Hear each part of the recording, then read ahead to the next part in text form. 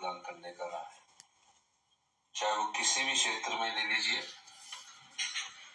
TB से संबंधित है, जो भी नई बीमारियां दिन प्रतिदिन आती है, सीजनल डिजीज आती है, सब प्रकार से हमारी सरकार प्रयास कर रही है कि इनका डायग्नोज प्रॉपर तरीके से हो।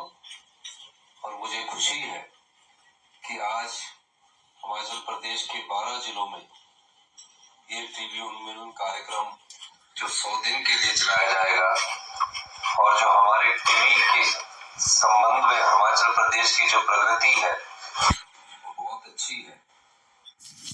तकरीबन 4000 के करीब से कम के लोग हमारे टीबी के से ग्रस्त होंगे।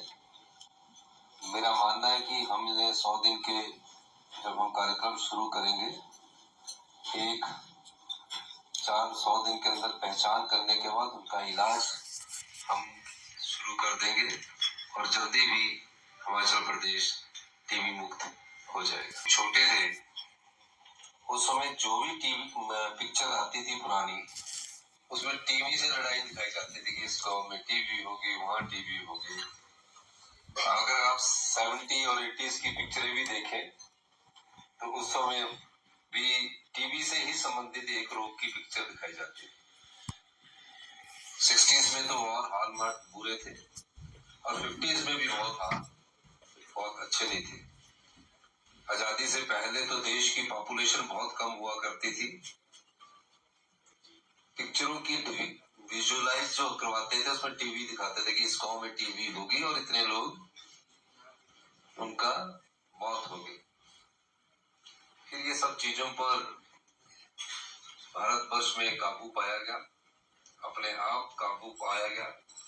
और आज मुझे खुशी है कि हिमाचल प्रदेश में हम आने वाले समय में टीबी मुक्त हिमाचल प्रदेश बनने जा रहे हैं। जहां तक हेल्थ सेक्टर की बात है, हमने अपने संसाधनों से भी 2 करोड़ रुपए की मुख्यमंत्री क्षय रोग निवारण योजना शुरू की है, जो कि हम अपने सरकारी फंड से देते हैं। इसके अलावा CSR के तहत कई ऑर्गेनाइजेशंस आई है, पावर ग्रिड है, SJVNL है, सन फार्मा है, और भी कई ऑर्गेनाइजेशंस है जिन्होंने CSR के तहत पैसा उपलब्ध करवाया है। हमारी 13% आबादी, 13% या इससे अधिक आबादी 60 साल की उम्र की से ज्यादा की है। और हमें देखना ये है कि जैसे जैसे हमारी जीवन शैली में बदलाव आया, हमारे रहन सहन में बदलाव आया, जीने का तरीका भी हमने बदला, तो हमें थोड़ी सी इस बात का भी ध्यान रखना है कि हमारी शरीर की जो प्रतिरोधक क्षमता होती है वो धीरे धीरे उम्र के हिसाब से कम होती जाती है। और जो आजकल खान पान है वो ऐसा खान पान है कि प्रतिरोधक क्षमता को बढ़ाता नहीं है बल्कि वो और कम करता है। और जो नई पीढ़ी है उन्हें इस बात पर ज्यादा ध्यान देने की जरूरत है। और नई पीढ़ी जब इस बात पर ज्यादा ध्यान देगी, युवा साथी हमारे जब इस बात पर ज्यादा ध्यान देंगे अपने हेल्थ की तरफ, तो इस प्रकार के जो रोग हैं वो नहीं हो पाएंगे।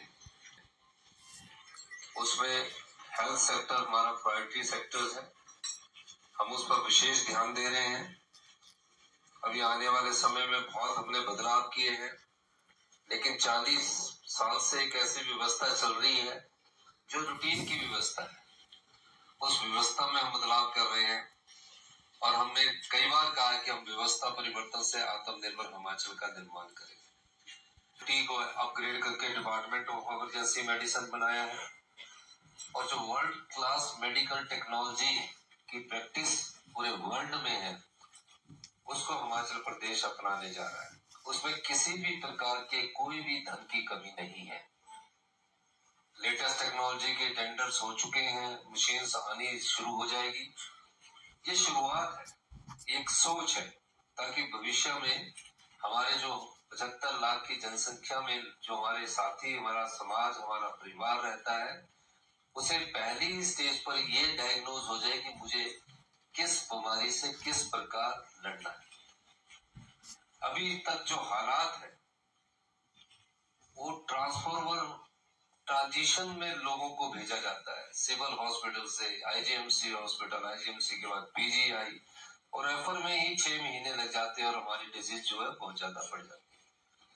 उस स्थिति को समझते हुए हेल्थ सेक्टर को भी रैशनलाइजेशन करने की जरूरत है और हम जल्दी ही जो मेडिकल कॉलेज है इनका कैडर अलग करना चाहते हैं, हेल्थ डायरेक्टरेट ऑफ हेल्थ का अलग कैडर करना चाहते हैं, क्योंकि एक दूसरे के बीच में रहकर और राजनीतिक दबाव के कारण वो अच्छी तरह से आगे उसमें सुधार नहीं कर पाते कर जा रहे हैं। उसका ऑनरियम बढ़ाने का हमने निर्णय लिया है।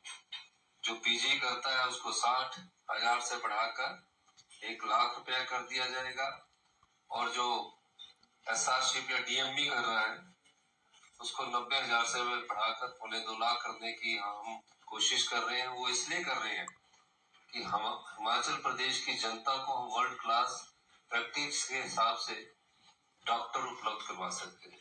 डॉक्टरों की जो अवली जो काम करने हैं 8 घंटे या 9 या 10 घंटे करने का है, उस सिस्टम को स्ट्रीमलाइनिंग करने की हम कोशिश कर रहे हैं और 1 साल के भीतर आप हिमाचल प्रदेश में आधुनिक टेक्नोलॉजी के आधारित मेडिकल साइंस का और मेडिकल टेक्नोलॉजी के आधार पर आप इलाज होता हुआ देखेंगे। प्रयास लेकिन इस दिशा में मुझे अच्छा लगा कि डॉक्टर भी सोचने लगे, अधिकारी भी सोचने लगे और राजनीतिक लोग भी सोचने लगे, तभी एक अच्छा हेल्थ सेक्टर को हम विकसित कर सकते हैं। शिक्षा के क्षेत्र में हम महत्वपूर्ण बदलाव करने जा रहे हैं। Rajiv Gandhi day boarding school ग्रामीण क्षेत्रों में खोले जा रहे हैं, आधुनिक स्कूल खोले जा रहे हैं, स्विमिंग पूल तक की व्यवस्था उन स्कूलों में हम करने जा रहे हैं, खेल की सुविधा हम देने जा रहे हैं। 5 हमारे इन स्कूलों में काम शुरू हो चुका है और इस दृष्टि से हम शिक्षा क्षेत्र में महत्वपूर्ण बदलाव लेकर एक करिकुलम भी हम उसमें शामिल करने जा रहे हैं हेल्थ से संबंधित, ताकि भविष्य में बच्चे जब बचपन में एक चीज विकसित होती है तो उसके लाइफ लॉन्ग चलती है। इस दिशा से हम आगे बढ़ रहे हैं। तीसरा हमारा तो प्राकृतिक सौंदर्य के हिसाब से हम अपने इंडस्ट्रियल पॉलिसीज में भी चेंजिंग लाने की कोशिश कर रहे हैं। हम चाह रहे हैं कि जो हमारा प्राकृतिक सौंदर्य है उसमें टूरिज्म हमारा प्रायोरिटी सेक्टर है, दूसरा हाइड्रो सेक्टर है, तीसरा हमारा डाटा स्टोरेज है, चौथा फूड प्रोसेसिंग है और 5वां डेयरी इंडस्ट्रीज को हम बढ़ावा देने की दिशा में महत्वपूर्ण बदलाव कर रहे हैं।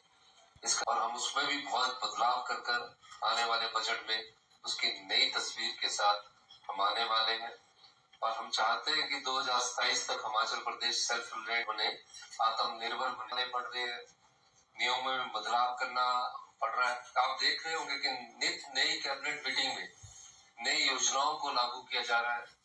युवाओं को कैसे रोजगार मिले, हिमाचल के युवा कहीं भी जाओ बाहर जाके मिलते हैं, हॉस्पिटलिटी सेक्टर में मिलते हैं, उससे ज्यादा हम मजबूत हॉस्पिटलिटी सेक्टर को यहाँ मजबूत करने जा रहे हैं। 5 star 7 stars hotels Himachal Pradesh में आ रहे हैं और उसके लिए सबसे पहले इंफ्रास्ट्रक्चर की जरूरत है। हम हेलीपोर्ट्स का निर्माण करने जा रहे हैं, एयरपोर्ट्स की एक्सपेंशन करने जा रहे हैं। बाहर जितने भी विदेशों में जाओ, अगर आप देखोगे तो हिमाचल सबसे सुंदर है। बिग हिमालय यहाँ